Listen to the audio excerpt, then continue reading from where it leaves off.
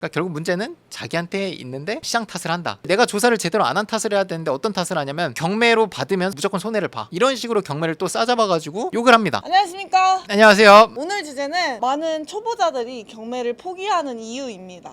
여러 가지 이유가 있을 수 있겠죠. 아무래도 가장 흔한 게 폐찰만 해서 너무 내가 좋은 물건에만 입찰을 하다 보니까 좋은 물건을 하면은 다른 건 포기를 해야 되거든요. 차익이 큰 거는 포기를 해야 되는데 차익은 크게 가져가면서 좋은 물건을 보려고 하니까 계속 폐찰을 합니다. 폐찰하더라도 뭐 순위권 안에라도 들어줘야지 내가 좀 희망이 있는 건데 20명씩 들어가지고 맨날 15등하고 13등하고 이러면은 1등만 낙찰이 되는 건데 완전히 낙찰될 확률이 거의 없었다는 반증이거든요. 폐찰만 반복되게 되면서 경매 요즘 너무 레드오션이다. 너무 경쟁이 심하다. 자기가 그런 물건만 찾아서 입찰해놓고 경매 시장을 전체 싸잡아가지고 마치 모든 물건이 경쟁이 치열한 것처럼 얘기를 하시죠. 초보자분들이 남들 좋아하는 물건 하시는 분들의 특징이 사실 10번 이상 입찰해서 낙찰이 안 되면 내가 뭔가 잘못된 거에 지금 도전을 하고 있는 거라는 생각을 해야 되는데 그걸 인정하기 싫으니까 시장 탓을 해버려요. 남 탓하는 거는 정말 쉽거든요. 내가 잘못됐다는 건 인정하기 어렵지만 시장이 안 좋다, 지금 분위기가 안 좋다, 경제 상황이 안 좋다 이렇게 그냥 말을 해버리면은 내가 그냥 면피가 돼버리니까 그 시장 안에서도 돈을 버는 사람들은 분명히 있게 마련이거든요. 그 사람들은 뭐냐는 거죠. 그러니까 결국 문제는 자기한테 있는데 시장 탓을 한다. 폐차를 좀 많이 하게 되면서 포기를 좀 하시더라 라는 걸 이제 첫 번째로 말씀을 드리고요. 유튜브만 봐도 경매 돈 안 됩니다 이런 걸 봤을 때 대부분 다 싸게 못 산다 요즘. 근데 이제 싸게 못 사는 물건들만 네. 입찰하니까 네. 그러는 건데, 그래서 저희가 요즘 얘기하는 게 돈 버는 물건은 또 따로 있다. 따로 있죠. 그렇게 얘기를 하면 우리 수강생들이 뭐가 되냐는 거죠. 지금 8월에만 20개 가까이 낙찰을 받으셨는데 돈 되는 것들이 없으면 우리 교육생들이 어떻게 왜 그렇게 적극적으로 입찰을 본인들이 조사해서 했겠어요. 조사를 해보니까 지금 가격이 싸져 있고 그 싸져 있는 가격에서 좀 플러스를 붙여서 싸게 받은 거거든요. 두 번째가 조급한 마음인 것 같습니다. 경매라는 건 어쨌든 내가 빌라를 하든 남들이 안 보는 걸 보더라도 한 5번 정도 입찰할 생각은 해야 되는데 한 2-3번 정도 입찰해보고 시간이 생각보다 많이 드니까 문제가 생겨서 포기한다기보다 그냥 약간 흐지부지 되는 느낌? 처음에 한두 번 입찰할 때는 뭔가 내가 진짜 해보겠어 라고 했는데 막상 입찰을 해봤을 때는 훨씬 더 높은 수준의 낙찰이 돼버리니까 힘이 빠지면서 자연스럽게 포기하시는 분들 있는 것 같습니다. 저희 학원에 오신다면 한 물건에 입찰하는데 들어가는 에너지를 좀 줄이면은 2번 입찰해서 포기할 분들이 5번까지 입찰할 수 있거든요. 왜냐면 모든 것들을 직접 하려고 하니까 2번 입찰, 3번 입찰만 해도 힘이 너무 많은 에너지가 소모가 되는 거예요. 이렇게 연계되어 있는 대행 서비스라든지 이런 거를 활용하시면 내가 2번, 3번 내가 혼자서 할 힘을 아껴서 10번 입찰을 할 수도 있어요. 인프라, 뭐 학원 뭐 비용이 들어가긴 하지만 그런 비용들을 내고서라도 한 건 제대로 낙찰을 받으면 중간에 포기할 거를 10번 하면은 이제 낙찰될 확률이 훨씬 더 올라가니까 한 번 제대로 받게 되면 학원비의 몇 배 이상으로 벌지만 그 한 건 받음으로써 두 번째, 세 번째를 내가 이어갈 수 있는 힘이 생기거든요. 용기가 생기고. 그리고 세 번째는 이런 케이스가 나오면 안 되는데 사실 손실을 봐서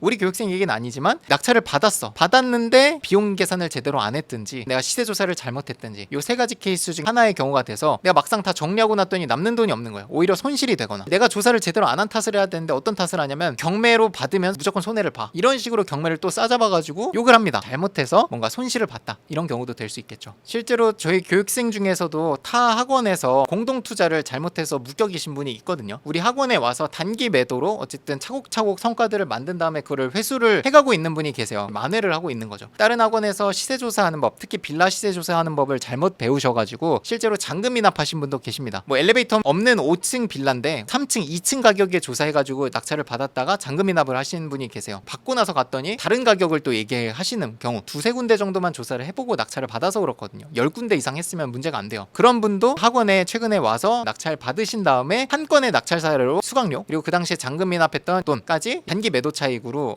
만드셨어요. 두 번째, 세 번째 물건도 실제로 낙찰을 받으셨고 두 번째 물건까지 단기 매도로 하셔서 이제는 완전히 플러스 수익 구간, 손익분기를 넘겨서 플러스 차익을 이제는 만들어 가고 계시죠. 사실 보통의 분들이라면 손실이 나게 되면 포기를 하는 분들이 대부분이기는 해요. 근데 오신 분들을 보면 수업 듣는 태도부터 해서 임장이라든지 아니면 미션 이런 거에 임하는 자세 자체가 보통 사람들과 달라요. 첫 시작은 잘못된 시작으로 손실을 봤지만 메꿀 만한 그런 긍정적인 태도가 있으시거든요. 한 건만 해보겠다라는 것보다 네. 나는 이걸 잘 배워서 졸업하고 나서도 계속 할 거야 라는 마인드를 가진 분들은 배우시고 다 그걸 흡수하시고 스스로 하시는 분들이 성과는 훨씬 더 좋아요. 돈 버는 사람의 특징을 보면 세 가지로 딱 정할 수 있을 것 같은데 첫 번째는 꾸준합니다. 폐차를 한 번, 2번 했다고 해서 낙담하지 않고 다음에 할 물건들의 기회를 내가 더 찾을 수 있게 더 좋은 물건이 나올 수도 있는 거니까 긍정적인 생각으로 입찰을 계속 시도를 합니다. 어쨌든 하나만 제대로 받으면은 2번, 3번 받는 거는 부분은 더 쉬워지게 마련이거든요. 근데 그 한 번이 참 어렵기는 해요. 초보자분들 입장에서. 한 번 낙찰이 되기까지 꾸준히 입찰을 하시는 태도, 그리고 폐차를 하더라도 긍정적인 생각을 갖고 그 폐차했던 거를 빨리 잊으시고 다음 거에 집중하신다라는 게 이제 첫 번째 특징이고요. 두 번째는 한 번에 크게 벌려고 하지 않는 것 같아요. 빌라를 보고 있어도 빌라를 보는 분들끼리 또 경쟁이 있을 수 있잖아요. 내가 욕심을 끝도 없이 낼 수는 없는 거거든요. 적정히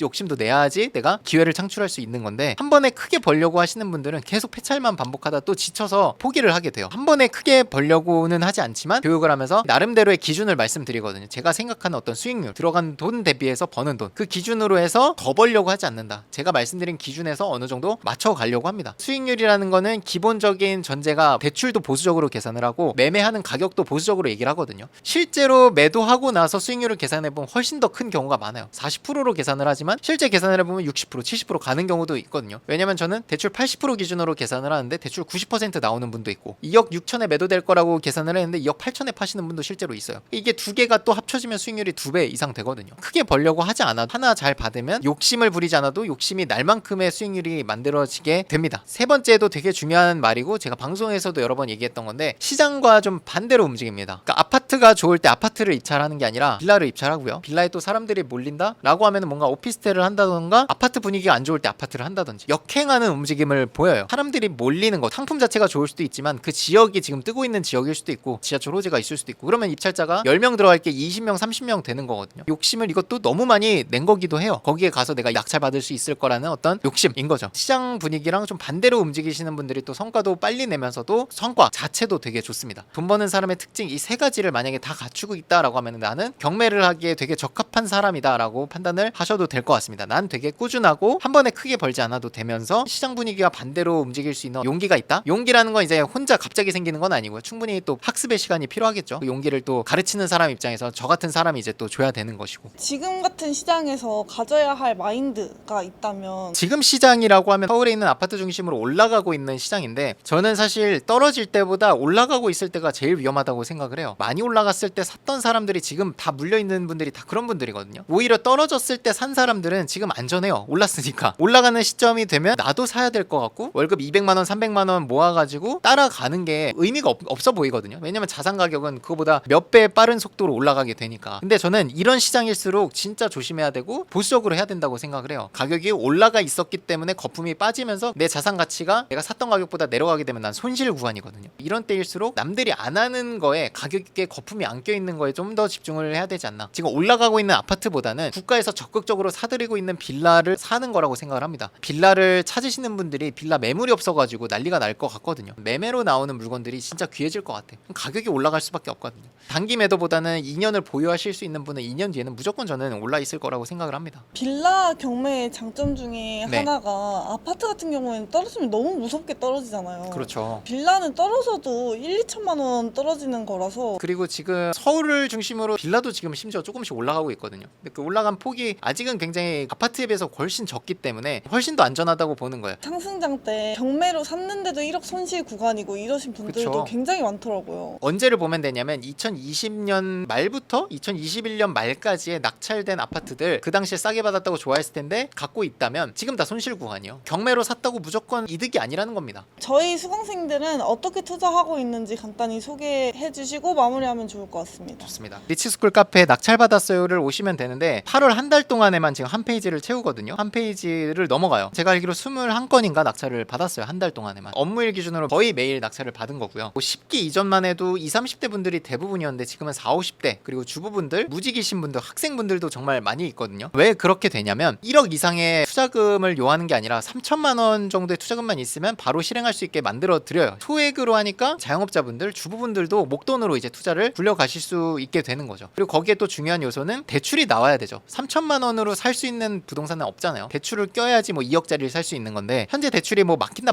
하지만 아직 주로 보고 있는 농협, 뭐 새마을금고, 수협, 뭐 이런 이금융권이라고 하는 데는 사업자 대출이 막히진 않았거든요. 사업자 대출을 활용해서 지금 소득이 없으신 분이나 소득이 낮으신 분들도 카드 실적이라든지 어떤 보험료 납부 이런 걸 통해서 소득 증빙이 대체로 돼서 대출이 대부분 70% 80%가 나옵니다. 특히나 대출 70% 80% 받으려면 물건이 커지면 심사가 또 까다로워지거든요. 사업자 대출을 한다고 해도 뭐 10억이 넘어가는 물건을 낙찰 받아오면 까다롭게 조건을 봅니다. 그러니까 실무자 선에서 끝나는 게 아니라 팀장급, 지점장이나 뭐 부지점장 이런 분들급까지 그래야지 이제 승인 결제가 이제 올라가야 되는 거죠. 그러니까 소액 투자를 말하는 게 첫 시작으로 하기에 이거보다 사실 좋은 게 없어요. 특히나 소득이 뭐 안 좋거나 뭐 학생이거나 사회초년생이나 이런 분들은 돈을 모으는 방법밖에는 아직은 모르잖아요. 경험이 없으니까. 모으는 것도 참 중요한데 나중에 되면 모으다가 자산 올라가는 가격을 보고 이제 현타가 오면서 모으는 것뿐만 아니라 이걸 잘 불려야겠구나 생각을 하면서 이제 투자에 입문하게 되는데, 그 입문을 할 때 어떻게 보면 가장 안전하면서 효율 좋게 불려갈 수 있는 게 이 경매이지 않나. 단기간이고 돈도 얼마 안 들어가니까 되게 괜찮은 방법이라고 생각을 해요. 오늘도 고생 많으셨습니다. 고생했습니다.